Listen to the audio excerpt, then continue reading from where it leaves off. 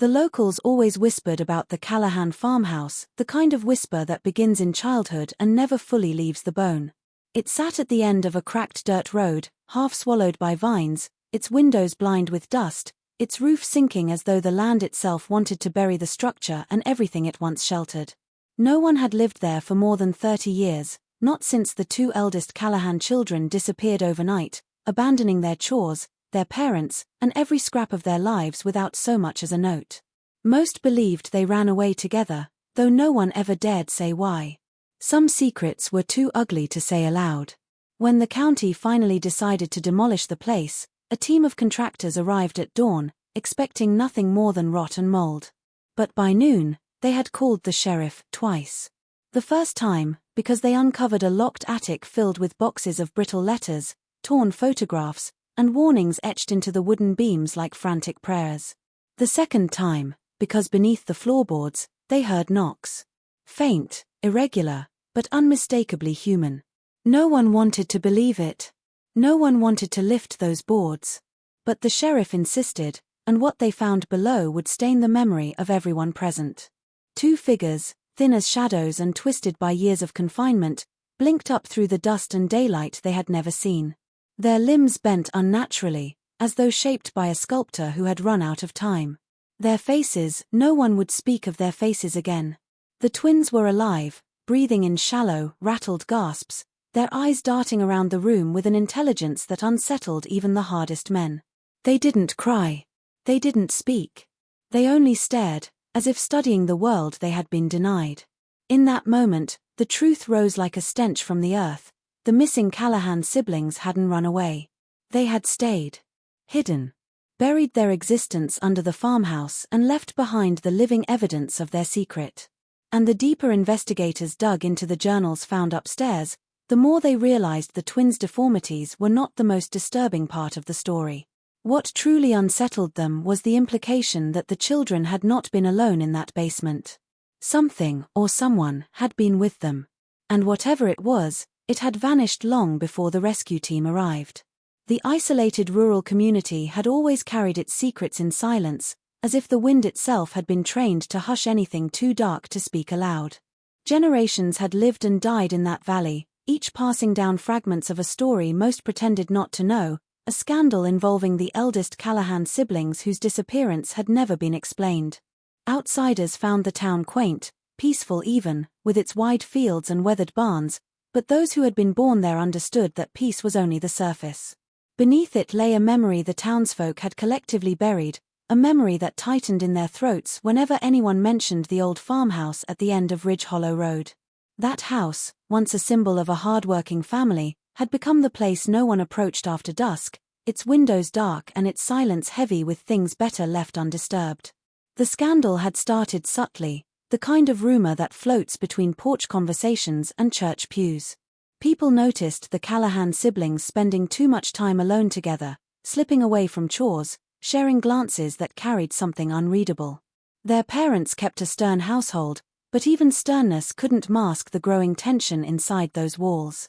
Neighbors heard arguments that ended abruptly, followed by long, unnatural stretches of quiet. No one dared confront the family directly, partly out of respect and partly out of fear of what they might discover. In a town that prided itself on tradition, anything that threatened the sense of normalcy felt like an intruder. When the siblings vanished without warning, leaving behind their belongings and every trace of ordinary life, the town reacted with a mix of relief and unease. Some whispered that they had run away to avoid the shame of what they had done. Others believed something far darker had occurred, something the parents refused to speak of. The official story was simple: the two left in the night, leaving no message and no clues. But those who had known them well sensed the truth was more tangled, something rooted not in impulse but in desperation. The Callahan parents quickly withdrew from public life, refusing visitors and boarding up parts of the farmhouse as if trying to trap the past inside its walls. Their grief was visible, but so was their fear, and people noticed how their eyes hardened whenever the siblings were mentioned.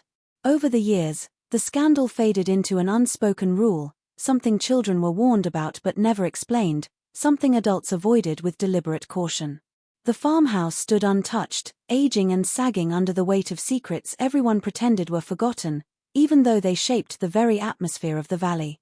The story of the siblings lingered like a shadow that stretched across generations, a reminder that some truths don't disappear just because a town chooses not to speak them. The discovery of the sealed attic happened by accident, though some of the workers later admitted it felt less like an accident and more like the house guiding them toward something it had kept hidden for decades. When the demolition crew first entered the upper floor, they noticed the narrow hallway didn't match the exterior structure. There should have been more space, an extra room, something to account for the missing square footage. At first, they chalked it up to faulty old architecture, but a draft, cold, unnaturally cold, leaked through a thin crack in the wall near the ceiling. One of the workers tapped the surface and heard a hollow sound beneath the plaster, a muffled echo that didn't belong to the rest of the house. With each strike of his hammer, dust fell like grey snow, revealing a wooden panel that had been nailed shut from the outside, as though someone had wanted to make sure whatever was behind it never saw daylight again.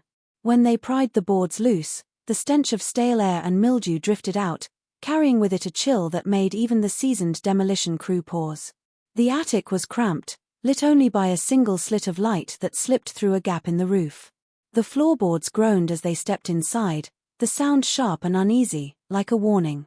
Boxes were stacked in uneven piles, wrapped in old curtains and tied with fraying rope. Some had collapsed under their own weight, spilling yellowed papers across the dusty floor.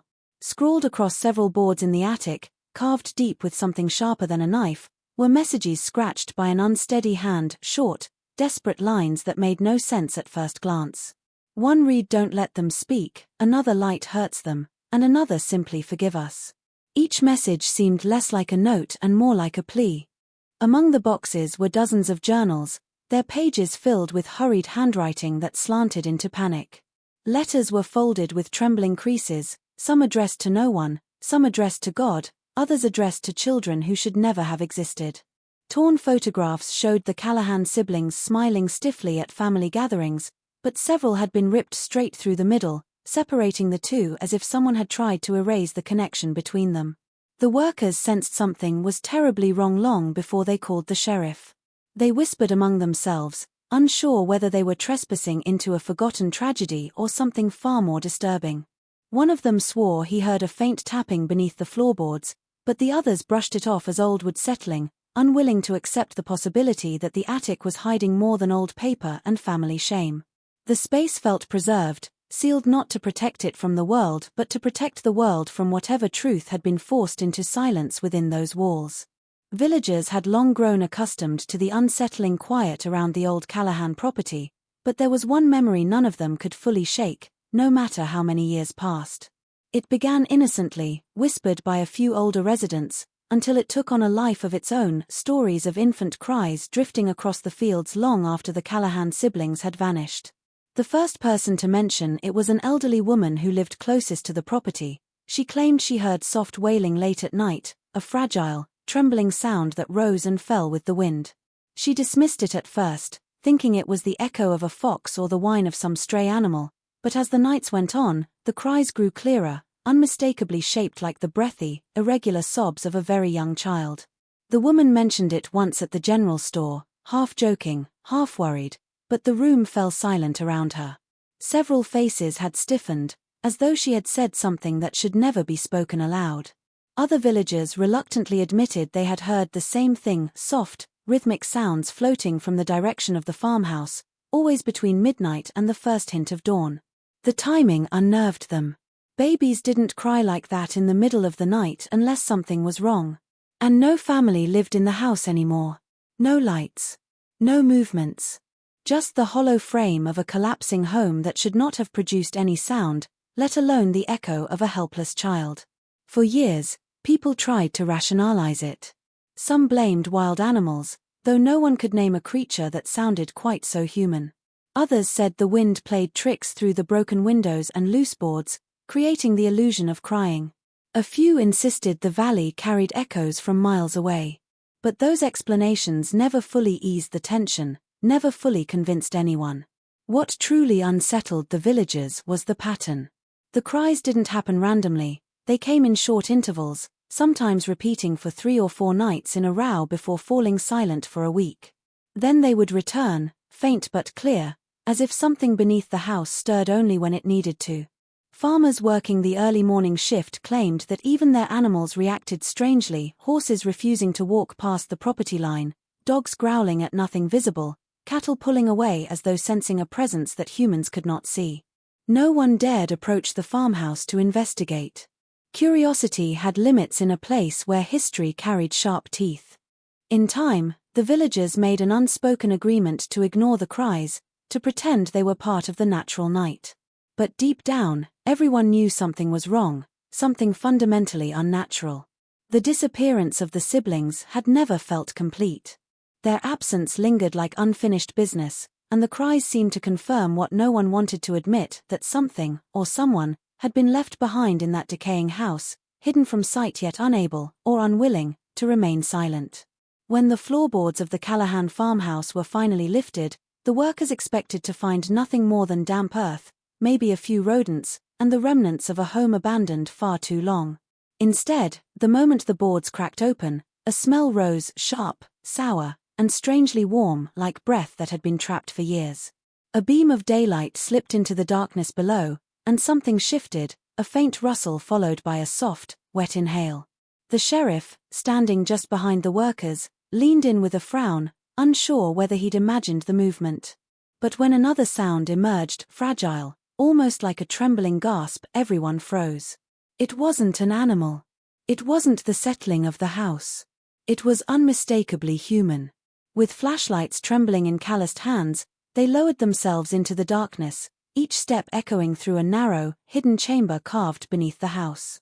The space was barely tall enough to crouch in, the walls reinforced with old bricks, the mortar crumbling like chalk. What they saw first were blankets, tattered, filthy, matted with age. Then they saw small shapes beneath them. The twins lay curled together, their bodies twisted in ways that made the rescue team recoil before they could stop themselves.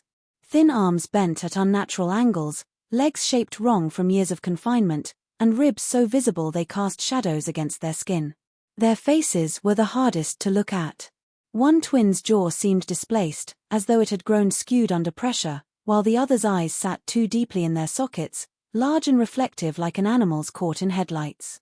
Yet behind those distortions, there was unmistakable awareness. They watched every movement with sharp, darting focus, as if trying to understand whether these new intruders were danger or escape. No one could comprehend how they had survived. There was no bedding except the ragged blankets, no toys, no signs of childhood except the small, claw-like scratches all over the brick walls. The sheriff found a single metal bowl pushed into a corner, long dried with something brown encrusted. A bucket served as their only bathroom. The air was thick, humid, suffocating. It felt less like a room and more like a burrow meant to keep something hidden. The twins did not cry when lifted out. They clung to each other, trembling but silent, as though sound was something they had learned to fear. Their skin was pale to the point of translucence, marked with bruises that looked old and untreated. One twin bore scars around the wrists, faint but unmistakable, while the other had a deep indentation around the ankle suggesting they'd once been restrained.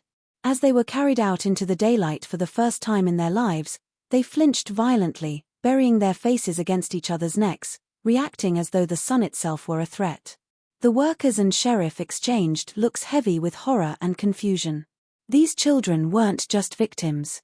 They were evidence, living, breathing remnants of a secret the Callahan family had failed to bury, twisted by the darkness they had been raised in and carrying within them truths no one yet understood. Authorities struggled to process what they had found, and for the first few hours, the scene looked less like a rescue and more like an unfolding nightmare. The sheriff's deputies moved through the property in stunned silence, photographing every inch of the hidden chamber, the claw marks on the bricks, the blankets stiff with grime, the empty bowl in the corner. It was impossible to believe the twins had been alive down there, surviving in a space where no human should have lasted a single season. As medics examined the children outside, their pale skin blistering in the sudden daylight, the investigators turned their attention to the attic and the clutter of letters, journals, and torn photographs discovered earlier. Piece by piece, a horrifying narrative began to emerge, one that connected the missing Callahan siblings, the decades-old rumors, and the impossible children now trembling under emergency blankets.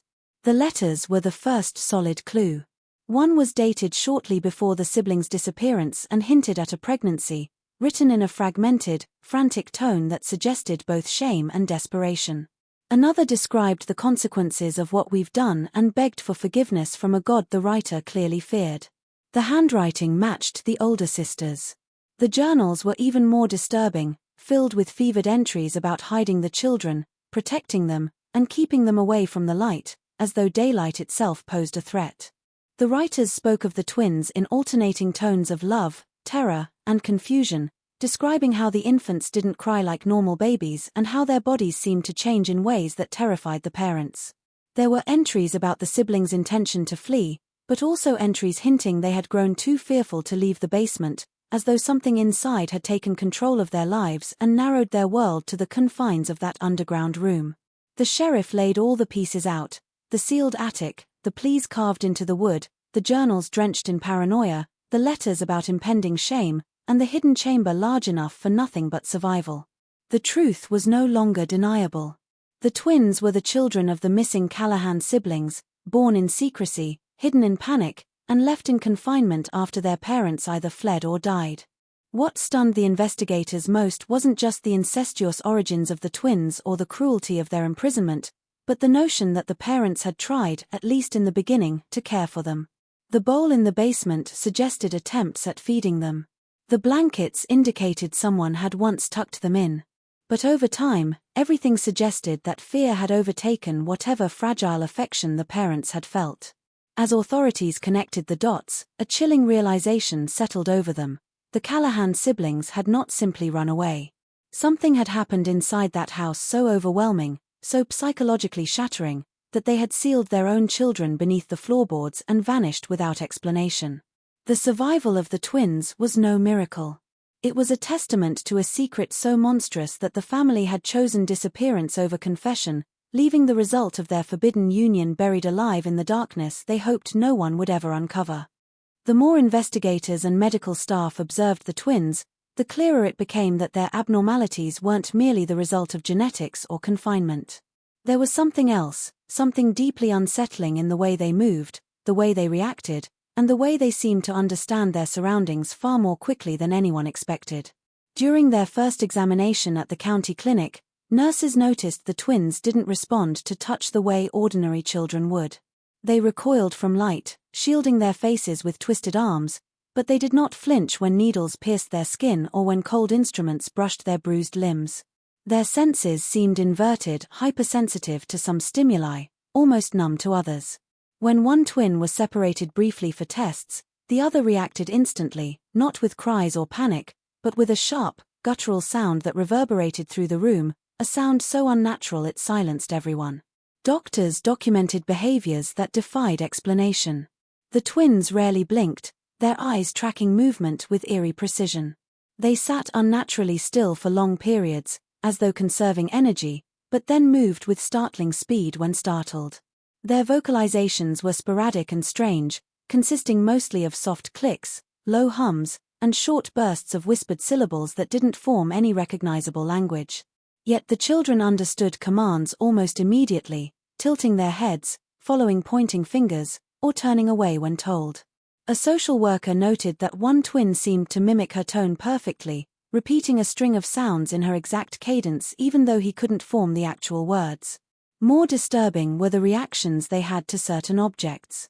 When a flashlight beam accidentally passed across a metal tray, reflecting onto the wall, both twins snapped their heads toward it at the same time, their bodies tightening as if preparing to defend themselves. When the lights in the clinic dimmed during a brief power flicker, the twins began rocking in sync, their movements small but deliberate, creating a rhythm that unsettled everyone in the room. Their behavior was coordinated in ways that seemed almost rehearsed, even though the children had no apparent exposure to anything outside the basement where they'd been kept. The journals found in the attic began to make grim sense in light of these behaviors. The parents had written about the children developing unnatural instincts and reacting violently to sunlight, about hearing whispers in the darkness even when the twins were asleep. One entry described how the children learn faster than they should, another hinted at moments when they seemed to communicate without speaking. These notes, once dismissed as the ramblings of terrified parents, now aligned disturbingly well with what the medical staff observed. Everyone involved in the case felt an unspoken dread growing with each passing hour. These were not simply neglected children with medical conditions. Their instincts, their reactions, their mimicry, and the strange synchronization between them suggested something far more complex. The twins behaved like creatures shaped not only by biology but by the darkness they had lived in, molded by isolation, silence, and fear into something that didn't quite fit into any known category of human development. Their abnormalities weren't just physical, they were behavioral, cognitive, and deeply disturbing, hinting at a truth far more unsettling than anyone had anticipated. Medical examiners approached the twins with caution, trying to separate scientific fact from the unease that seemed to follow the children everywhere they went. Their bodies told a story more complex than simple neglect, and the deeper the tests went, the more impossible the findings became. At first glance, the deformities appeared consistent with severe genetic complications often seen in cases of incest, malformed bone structures, stunted growth, and pronounced cranial asymmetry. But the abnormalities didn't stop there. X-rays revealed that several bones had fused in ways no medical literature recorded, as if their skeletons had attempted to reshape themselves to match the cramped environment they were raised in. Their spines curved with unnatural precision, mirroring the narrow arc of the basement wall, giving the eerie impression that their bodies had adapted to the confinement rather than simply deteriorated in it. Even more disturbing were the facial structures. The orbital bones around their eyes were unusually thick, almost reinforced, like natural armor. Their jawbones, though misaligned, showed signs of irregular regrowth, as though fractures had healed repeatedly over many years without medical attention. Yet the twins showed no signs of discomfort when these areas were touched, no flinching, no wincing, suggesting either an incredibly high pain tolerance or something far stranger, an altered sensory response that examiners struggled to categorize. Their skin, pale and nearly translucent, reacted violently to ultraviolet light.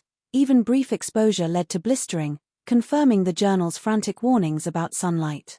But beneath the outer layer of skin, dermal scans revealed thicker than normal tissue around certain joints, giving the impression their bodies had tried to protect vital areas through abnormal biological compensation.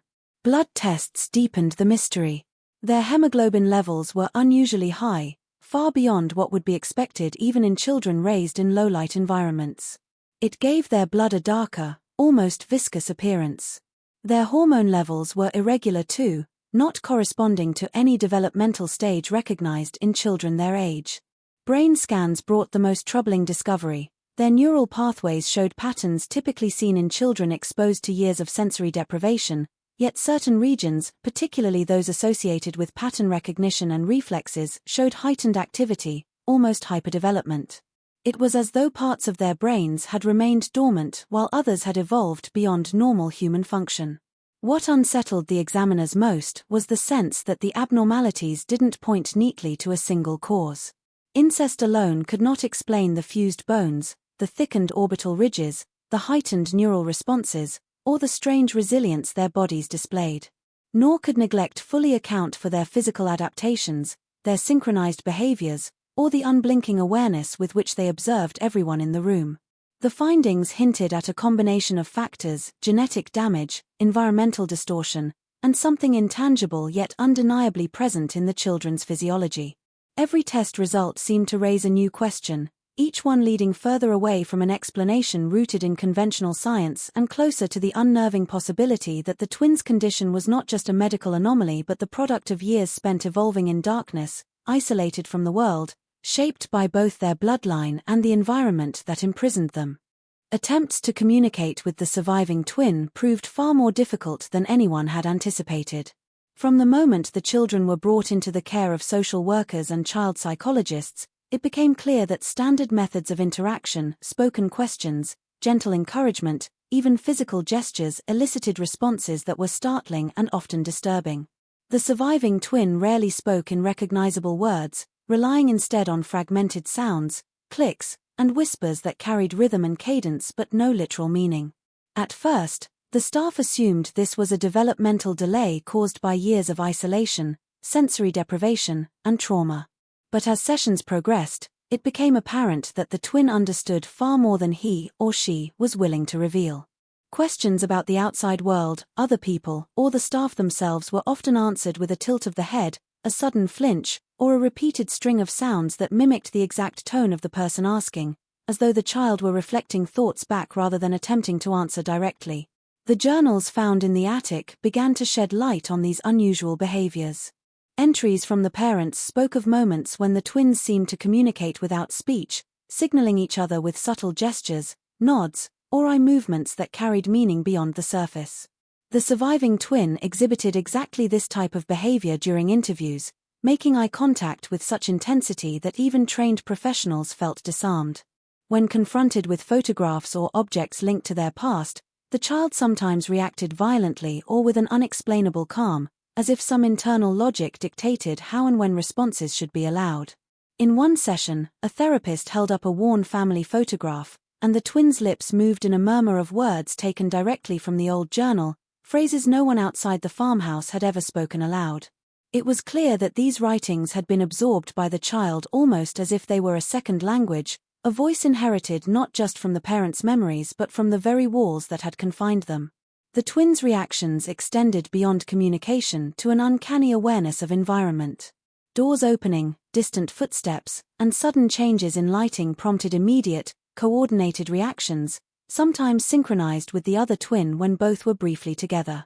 Objects introduced to the room, clocks, flashlights, or books, were studied for hours in silence, and any deviation from expected patterns triggered sudden distress or heightened alertness. Staff began to realize that the surviving twins' mind operated on a level both hyper-aware and guarded, shaped not by normal socialization but by years of survival in darkness and secrecy. Every phrase repeated from the journals, every mimicry of tone, and every subtle movement suggested that the child was not merely responding. He or she was actively processing, calculating, and protecting, creating a barrier that was almost impossible to breach. Even in the clinical setting, it became painfully clear that this was not a child who could be approached with ordinary methods, but rather one whose history, instincts, and extraordinary experiences demanded a wholly different understanding, a recognition that the horrors of the past still governed the present. Even after the twins were removed from the farmhouse and placed in a secure facility, the sense of unease never lifted. The first few nights passed quietly enough, but then subtle disturbances began, the kind that seemed insignificant until repeated often enough to defy coincidence. Alarms would trip in the middle of the night with no cause, the sensors untouched, the doors locked. Security cameras would flicker and go dark for seconds at a time, only to resume with strange shadows moving across empty corridors. Staff reported hearing footsteps echoing down hallways that led to no one, doors creaking open and slamming shut without wind or pressure, and the occasional faint whimper that seemed to drift from the walls themselves. The children's room, although carefully monitored, felt perpetually colder than the rest of the facility, and even when staff entered in pairs, they felt watched, as though invisible eyes followed every movement. Medical teams noted that the surviving twin seemed to react to these disturbances long before anyone else noticed them. A sudden glance toward a blank wall, a shift in body posture, or a low hum that vibrated through the air seemed almost prescient, warning staff of events that would unfold moments later. The child's unusual behaviors, previously puzzling, began to take on a new and alarming dimension. It was as if the twins' instincts were connected not only to each other but to the environment itself, able to sense presences or forces undetectable by conventional means. Even simple interactions with the staff were layered with tension, the twin mimicking voices or tones in ways that hinted at understanding far beyond immediate perception. Some began to wonder whether the disruptions were manifestations of the facility's own mechanical flaws, or if they were somehow connected to the children, remnants of a life lived in a house shaped by darkness, secrecy, and fear. The psychological toll on staff became evident. Night shifts were haunted by unease, a creeping dread that nothing in training could prepare them for. Reports described shadows that lingered longer than natural, sounds that echoed in impossible patterns, and objects subtly displaced from one moment to the next. One nurse swore she saw a small figure dart behind a doorway, only to find the hallway empty upon investigation. These occurrences weren't constant, but their sporadic nature made them more terrifying, unpredictable, and convincing.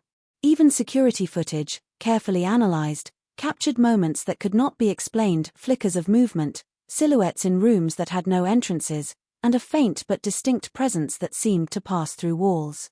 The phenomenon was subtle enough that it could be dismissed, but consistent enough to make staff question their own perceptions and sanity.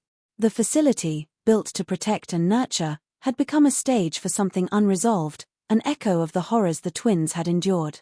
Every night, the line between past and present, between the natural and the inexplicable, blurred further, leaving a lingering certainty that the darkness they had left behind was not confined to the farmhouse and was far from finished with them.